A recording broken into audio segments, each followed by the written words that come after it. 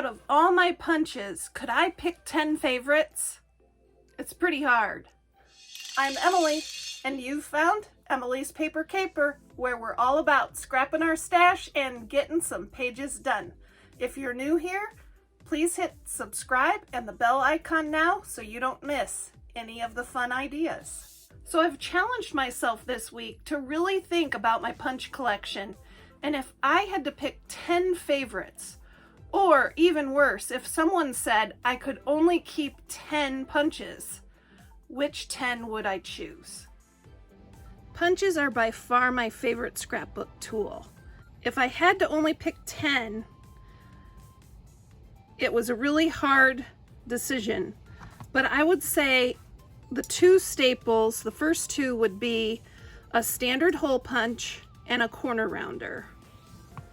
The standard hole punch I find is one that I keep nearby, and I use it quite often for punching holes in tags or to punch small circles, maybe to embellish the inside of a flower or to make confetti or other embellishments on a page. And then the corner rounder is probably one of the first tools I ever used 20 years ago when I started scrapbooking, and I would not know what to do without having this corner rounder. I don't use it super often, but I really, if I had to pick 10 punches, I would not want to give this one away. Heart punch is another staple. These are great for adding embellishments to a page, or you can also make other things from a heart punch like a shamrock or flowers, and I find that hearts are often an embellishment on my pages. I have a lot of border punches, but if I had to choose only 10 punches, I would choose this basic border punch because it is a very versatile punch and it's great for borders, but it can also be great for just accenting a photo mat or a journal spot. I also selected these two punches. They are flower punches, and I love to layer these, and they make great use out of scraps. By layering, let me show you what I mean. Here's the larger, and then you can layer the smaller on top and create some really beautiful embellishments.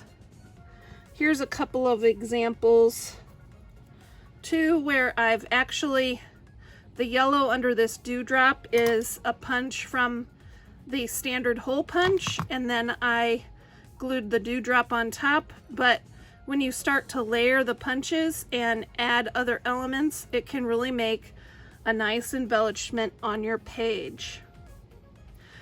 I have a lot of the Martha Stewart around the page, probably 3 or 4 sets, and I find that this is the one I use the most. I had to include these two as part of my top 10 punches.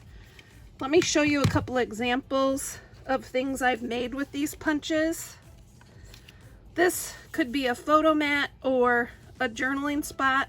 I just really like how this is a versatile design. You can do different dimensions, like this is a square. You could easily put a photo here or a journal spot. And then you could also do photo mat sizes. So the last 2 punches that I would pick, let's see, 1, 2, 3, 4, 5, 6, 7, 8. Here's numbers 9 and 10.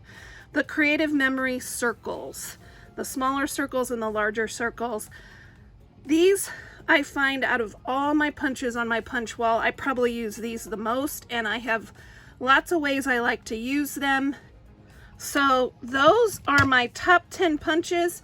If I wasn't able to keep any other punches in my collection, I would definitely keep these. Do you have favorite punches? What are they? I'd love to hear about them down in the comments. I'm wondering if some of my favorites are also your favorites.